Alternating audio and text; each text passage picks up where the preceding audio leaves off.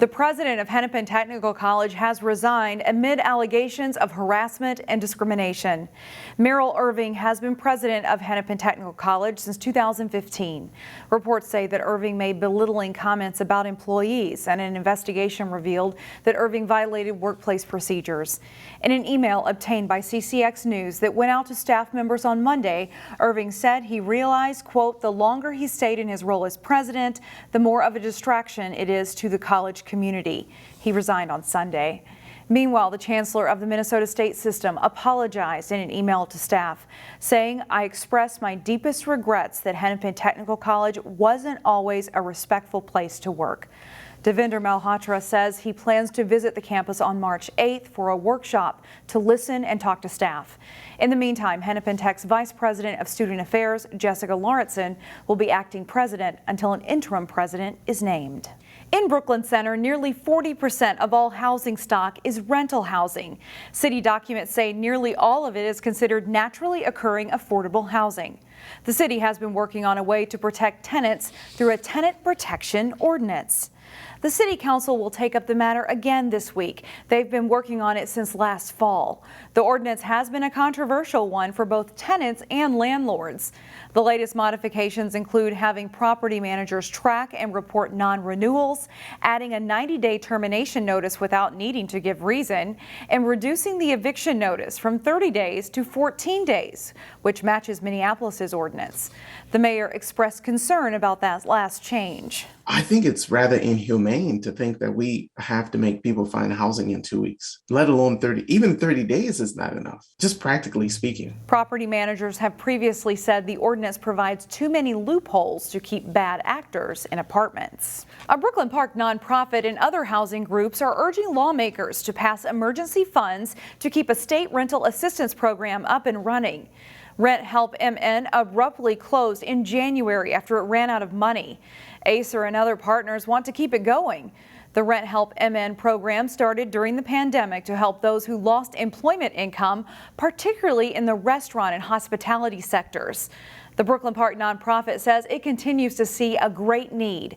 Right now, it says that more than 60% of tenants in Brooklyn Park are housing cost burdened. We have helped thousands of tenants throughout this process, and we know we are one of the field partners who have been receiving a lot of calls around folks who are already experiencing non-renewals of their leases, already experiencing both judicial and especially the extrajudicial evictions that are happening. Pending legislation would approve using $300 million in funds using the state's surplus, which rose Monday to more than $9 billion.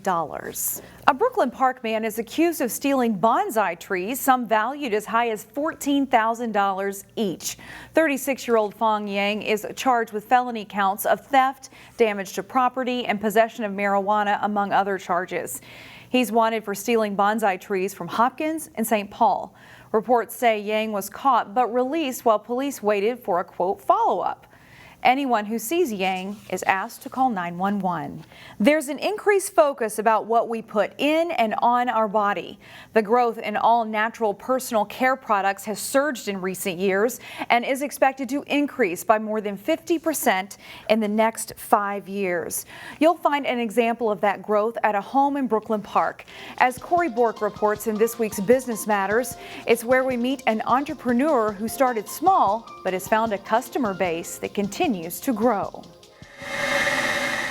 At a home in Brooklyn Park, a tray of bath bombs is on the menu. Filled with oils and butters and moisturizers, so they're like super great for your skin. Valerie Bruder is the scientist behind all the creations. And I hate science and math. I hate it. She just doesn't like to take credit for it. So how did she take interest in making everything from candles to body butters and lip balms? It was not my intentions or my heart to ever do this, and it just kind of happened. It started with the birth of her first child 8 years ago. I was an assistant in the corporate world for a long time. A mom's passion for clean living that grew out of the love for her kids. So many American products are not allowed into Europe because they're so dirty. Like, there's just the toxins in the products are just not okay. Several years later, a family company was born, named after the street they live on. My husband was like, what about Aster? Like, it's a flower. Like, you can't get more natural than a flower. Aster & Company prides itself in all natural, locally sourced products. It's really earthy, warm. It's a great beginner scent, like for people who aren't familiar with essential oils. And products that smell good, too. For so many companies that saw hardships caused by the pandemic, Bruder's company saw growth. A friend of ours, their business needed hand sanitizer, and she's like, "Can you make it?" I was like, "I can do that." From hand sanitizers to self-care, word of mouth has spread the company's name. We wanted everything to be locally made, locally produced. To stores like Thistles and Threads Boutique in Osseo. Honestly, I love all her products. Her bath bombs are #1 seller. They fly off the counter. Bruder soon found herself shipping to customers around the globe. We got our first worldwide shipment to Israel this winter. But you could say her bread and body butter is her local fan base. Her perfumes actually are one of my favorites. I get complimented on them everywhere I go. And they don't give me a headache because they don't have any of the synthetic fragrances in them. They are all essential oil based. Bruder has also helped solve others' skin problems. Someone has eczema. Okay, I have something that we can work that I know works that will help with that. That, she says, is the most satisfying part. Because I get to work with people and help people. For Business Matters, People love to support small businesses, especially now. Corey Bork, CCX News. Aster & Company's product line has expanded to more than 50 items in its catalog. Eventually, the business has its sights on having its own storefront.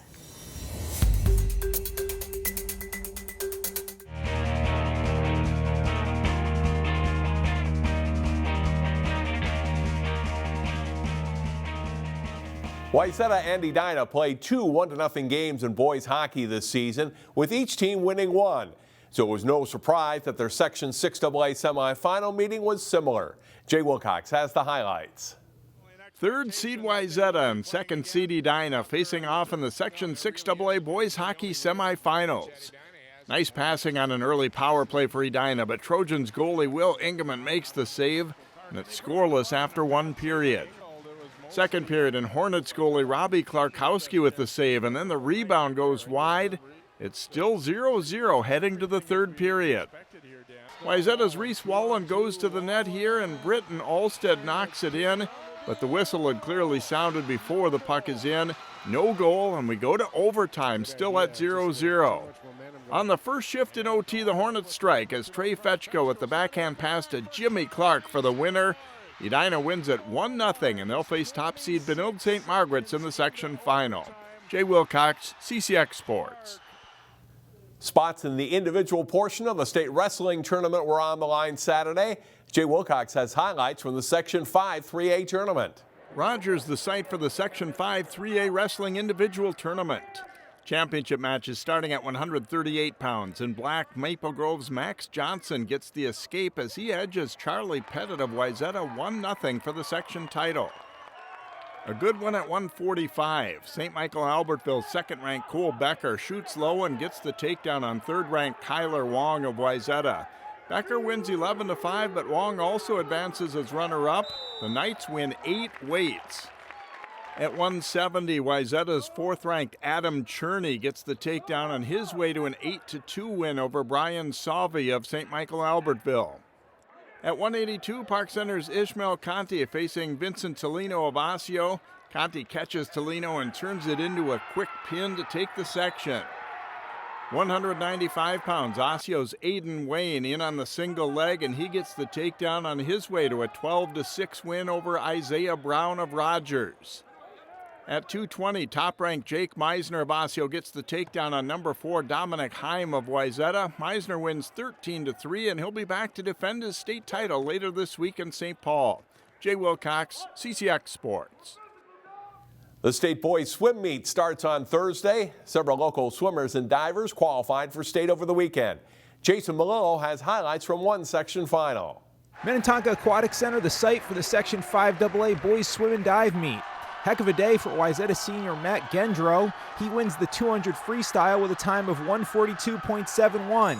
Then Gendro answers the bell in the 500 free and wins with a time of 445.47. In the 400 free relay, John Kirchner, Nathan Carr, Adam Liu, and Gendro take gold. The Trojans are the team champion. It really felt awesome. It's a blessing to be here, and I'm having a great time with every moment of it. It's one of my last times, so last one, fast one. We'll send it and have a great time. Armstrong Jr. Justin Rolls wins a close race in the 50 free with a time of 21.51. It's his first individual section title. Then Rolls just out-touches Spring Lake Park's Nick Starcevich to win the 100 freestyle. Ever since like 7th grade, I've always wanted to be able to get like up on the top of the podium, and just the feeling of like being the only person walking up those stairs up to the first podium, and everybody all around me, I just heard everyone cheering. 200 individual medley, Maple Grove's Garrett Reichels wins gold with a top time of 156.80. Best race of the night is the 100 butterfly. Spring Lake Park's Emmett Botten is in the lead, but Wayzata's Nathan Carr catches him and touches the wall first for a gutsy win. 8th grader Carr is a star in the making as he also takes the 100 backstroke with a time of 51.44. The state swim and dive meet is March 3rd through the 5th at the U of M. Jason Malillo, CCX Sports.